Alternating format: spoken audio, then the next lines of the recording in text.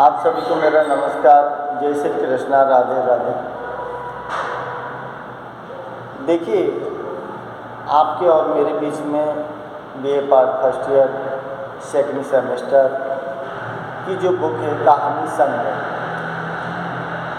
वो अपनी करीब करीब जो 8 कहानी है आपके, 8 कहानी 7 कहानी मैंने आपको कंप्लीट पढ़ा दी है, उनकी वीडियो भी आपको डाल दी है। और लास्ट कहानी है आपके ये तिरछ, जो कि उदय प्रकाश जी द्वारा रचित है। तो थोड़ा सा मैं अनुरोध करता हूँ सभी भाई लोग जो जिनको एग्ज़ाम देनी है, जो रेगुलर या प्राइवेट पढ़ रहे हैं, तो देखिए, जब तक आप किसी भी कहानी को पूरी नहीं देखोगे, नहीं समझोगे, नहीं सुनोगे, जब तक आप उससे संबंधित किसी भी क्वेश्चन को हल नहीं कर सकते। समझ लो। इसलिए आपको सबसे पहली बात ये है कि कहानी जो भी है उस कहानी को पूरा पढ़िए, समझिए, सुनिए। तो क्योंकि कहानी एक ऐसी शैली है जो कि पढ़ने के बजाय सुनने से जल्दी याद होती है। और पूरी कहानी मैंने मुख्य जवानी जो है उनका सारांश जो है पूरी कहानियों का मैंने आपके सामने दिया है। तो आप पूरी तरह से समझ जाओगे तो फिर आपको कहानी में कहीं कोई दिक्कत नहीं होगी। कहानी खत्म होने के बाद फिर मैं आपके इम्पोर्टेंट क्वेश्चन हैं सेकंड सेमेस्टर के, उनको लेकर चर्चा करूँगा। तो देखिए, ये कहानी लास्ट कहानी है आपकी, 8वीं कहानी है, जिसका नाम तिरछ है। नामकरण जो किया है, तिरछ क्यों किया है? अब देखो, नामकरण करने के कई कई कारण होते हैं, लेकिन यहाँ जो नामकरण किया है, यहाँ लेखक के पिताजी से संबंधित है तिरछ। क्योंकि इस कहानी का जो ताना बाना बुना गया है ना, वो अपने पिताजी को केंद्र में रखकर किया गया है। और जो इनके पिताजी हैं लेखक के, वो तिरछ का शिकार हुए हैं। अब तिरछ क्या है? आपको लग रहा होगा तिरछ क्या है, लेकिन तिरछ सब लोग जानते हो, कोई अजनबी चीज़ नहीं है। तिरछ सब लोग जानते हो, लेकिन मैं अब बताऊंगा तो आप समझ जाओगे। तो देखिए, इसमें तिरछ है जो कि उदय प्रकाश जी द्वारा रचित है। उदय प्रकाश, देखिए थोड़ा सा जो परिचय है, उदय प्रकाश जी का जो जन्म दिया है वो क्या दिया है, जो दिखाया है कि 1952 में दिखाया है। और 1952 गांव दिखाया है सीतापुर। क्या दिया है? सीतापुर। जिला क्या दिया है? शहडोल। और जो कहाँ पड़ता है? मध्य प्रदेश में। और जो कि अब किस में चला गया है? छत्तीसगढ़। उदय प्रकाश जी नई कहानीकारों में ऐसे लेखक रहे हैं जो ज़्यादातर विवादास्पद की जो कहानी विवादास्पद रही है, क्योंकि इनके ऊपर आरोप प्रत्यारोप चलते रहते हैं। शुरुआती दौर इन्होंने दिनमान पत्रिका जो है उसमें नौकरी की है। अपना जीवन जो है गद्य के विधाओं में शुरुआत किया है। और प्रारंभिक दौर में इनकी जो प्राथमिक माध्यमिक जो शिक्षा है वो अनु क्या है इनके जो दिया है कि अनूपपुर जगह का नाम है इनका, जहाँ क्या हुआ है कि इनकी जो शिक्षा प्रारंभिक शिक्षा दिखाई है, उसके बाद में साइंस विज्ञान से इन्होंने बीएससी की है। और बीएससी करने के बाद इन्होंने क्या किया है? एमए हिंदी से किया है, सागर विश्वविद्यालय मध्य प्रदेश। इनके द्वारा रचित प्रमुख काव्य रचना भी हैं, जिनमें मोहनदास, इस काव्य रचना को इनको साहित्य अकादमी पुरस्कार मिला था। मोहनदास है, पीली छतरी वाली लड़की है, पोल गोमरा का स्कूटर है, दर्राई घोड़ा है, तिरछ है, अरेवा परेवा है, अबूतर और कबूतर है, वारन हेस्टिंग्स का सांड, और अंत में प्रार्थना, और मैंगो सिल दिया है। मैंगो सिटी, ये इनकी प्रमुख काव्य रचनाएं हैं। आप देखिए, थोड़ा सा मैं बात करता हूँ इसके ऊपर कि कहानी को बताने से पहले थोड़ा सा मैं वो बता देता हूँ कि तिरिस जो शब्द है, तिरिस का मतलब क्या है। देखिए, तिरिस जो है ये क्या है, विषैला जीव है, जिसको क्या नाम दिया है, विषखापर। विषखापर, विषखापर, विषखापर का मतलब जो दिया है, लिजार्ड, लिजार्ड, विषखापर लिजार्ड। लिजार्ड का मतलब अपन क्या बोलते हैं, जिसको अपन बोलते हैं छिपकली, छिपकली। इसका मतलब है कि तिरिछ जो है वो लिजार्ड प्रजाति का एक जीव है, और लिजार्ड जो क्या है, विषखापर। अब विषखापर तिरिछ जो है ये छिपकली की प्रजाति का है, और जिसे हम क्या बोलते हैं अपनी भाषा में, अपनी भाषा में क्या बोलते हैं अपन, अपनी भाषा में अपन बोलते हैं जिसको घोर्या, घोर्या शब्द बोलते हैं अपनी भाषा में। समझ आ गई बात। तिरिस नाम सुन के अजनबी लगा था, लेकिन तिरिस कोई और नहीं है, जिसको हम अपनी भाषा में, देहाती ग्रामीण परिवेश की भाषा में क्या बोलते हैं, घोर्या। वही घोर्या तिरिस के नाम से इसमें नामकरण किया गया है, क्योंकि वो एक लिजार्ड प्रजाति का है, जीव है, जो विष से भरा हुआ होता है, इसीलिए इसको विषखापर भी बोला है। और इस नामकरण जो किया है तिरिस का, अब इसमें जो दिया है, इसमें उदय प्रकाश जी ने क्या किया है कि जो ग्रामीण परिवेश का गांव और शहर जो है, और शहर में रहने वाले जो लोग हैं, ग्रामीण लोग और शहरी लोग की जो जीवन शैली है, उस जीवन शैली का तुलनात्मक अध्ययन किया है।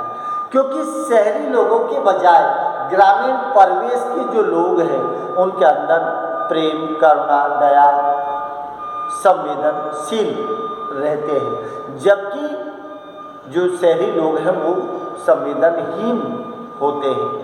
क्योंकि इनके पिताजी की जो मृत्यु हुई है वो शहरी वातावरण के लोगों के कारण हुई है।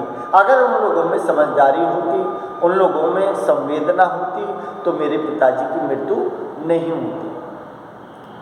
तो इसमें ग्रामीण परिवेश की जो जीवन शैली है और शहरी लोगों की जो जीवन शैली है, उस जीवन शैली का तुलनात्मक अध्ययन किया है। उसके साथ में ही जो दिया है कि शहरी वातावरण या शहर में रहने लोग, जो लोग रहते हैं शहर में, उनकी कृत्रिमता, बनावट, उनका जो आचरण है वो कैसा होता है, कृत्रिमता होती है, बनावटीपन होता है उनके, और क्या होता है, संवेदनहीन होते हैं। संवेदनहीन का मतलब जिनके अंदर दया, करुणा, प्रेम जो है वो नहीं होता है, संवेदनहीन होते हैं। कृत्रिमता और बनावटपन उनके आचरण में दिखाई देता है। जबकि ग्रामीण परिवेश के लोग जो होते हैं ना, उनकी जीवन शैली में सादगी होती है, उनका करुणा, प्रेम, दया, संस्कार, आचरण सब श्रेष्ठ होता है। ये इस कहानी के माध्यम से उन्होंने बताने का प्रयास किया है। दूसरा जो दिया है कि जो पिताजी हैं उनके, जो तिरिस है, ये तिरिस के माध्यम से क्या दिया है, तिरिस के माध्यम से क्या है, शहरी जो दिया है, शहरी जो लोग हैं वो क्या है, हिंसात्मक, हिंसा, और क्या दिया है, पाशविक, पाशविक वृत्ति। ये मेन चीज है इसमें कि हिंसात्मक और पाशविक वृत्ति की ओर इशारा किया है इस कहानी के माध्यम से। और उनको जिम्मेदार किसका माना है, जो शहरी लोग हैं वो हिंसात्मक और पाशविक वृत्ति के लोग होते हैं। क्योंकि लेखक के पिताजी की मौत जो है वो शहरी लोगों को जिम्मेदार मानते हैं। शहरी लोगों में अगर थोड़ी सी भी समझदारी होती तो शायद ऐसा नहीं होता। लेकिन उनमें क्या है, हिंसात्मक प्रवृत्ति और पाशविक प्रवृत्ति। पाशविक प्रवृत्ति का मतलब होता है जिसमें पशुता जैसे गुण होते हैं, इंसानियत के नहीं होते। अब देखिए, इस कहानी को पढ़ाने से पहले थोड़ा सा जो पात्र हैं इसके उनको मैं बता देता हूँ आपको।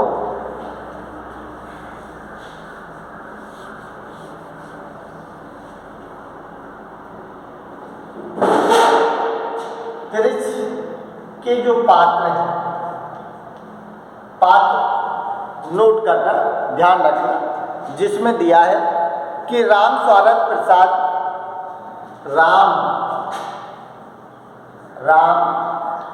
स्वारथ प्रसाद। राम स्वारथ प्रसाद ये कौन है? लेखक के पिता। लेखक के पिता क्या है? और एक शिक्षक भी हैं। और कौन है? ये गांव के सरपंच भी हैं। गांव के सरपंच भी हैं और शिक्षक भी हैं। शिक्षक ग्राम दिया है, ग्राम बकेली स्कूल हेडमास्टर हैं लेखक के पिता। शिक्षक भी हैं, सरपंच भी हैं, मुखिया भी हैं और लेखक के पिता भी हैं। कौन है? राम स्वारथ प्रसाद। दूसरा जो दिया है इसमें खुद लेखक जो कौन है? जो लेखक कौन है? राम स्वारथ प्रसाद का बेटा है, स्वयं लेखक स्वयं है।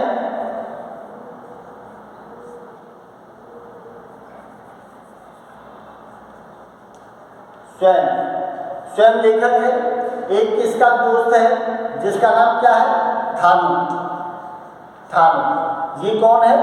ये लेखक का दोस्त है, लेखक का दोस्त है, ये लेखक का दोस्त है। एक कौन है? पंडित राम अवतार। पंडित राम अवतार जो क्या है? ज्योतिष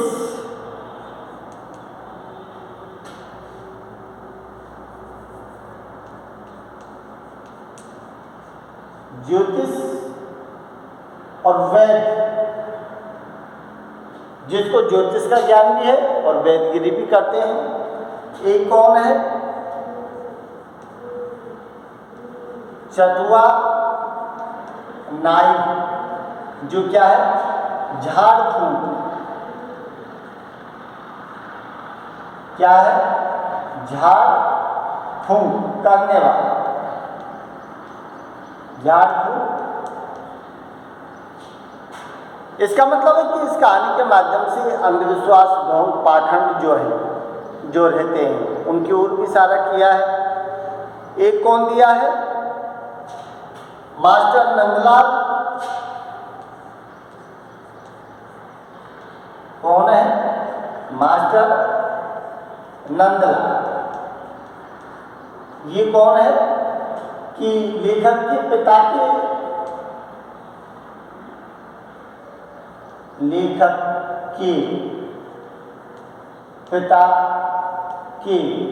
ये दोस्त दिखाए हैं। एक दिखाया है गणेशवा।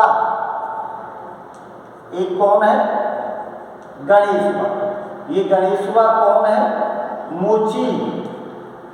मोची जो क्या है? एक दुकानदार है, एक दुकानदार है। तो गणेशवा मोची है जो दुकानदार है। अब इस सबका जो परिचय है कहानी के माध्यम से आपको शॉर्ट में मैं बताऊंगा, मिल जाएगा। राम स्वारथ प्रसाद लेखक के पिता है, क्योंकि लेखक के पिता को केंद्र में रखकर ही कहानी का ताना बाना बुना गया है और साथ में ही लेखक के स्वप्न से भी संबंधित है। शहरी जीवन जो है उसका भय, उसका आक्रांत, उसका व्यवहार, उसका कार्यशैली, उसका जीवन शैली को भी इसमें चित्रित किया गया है।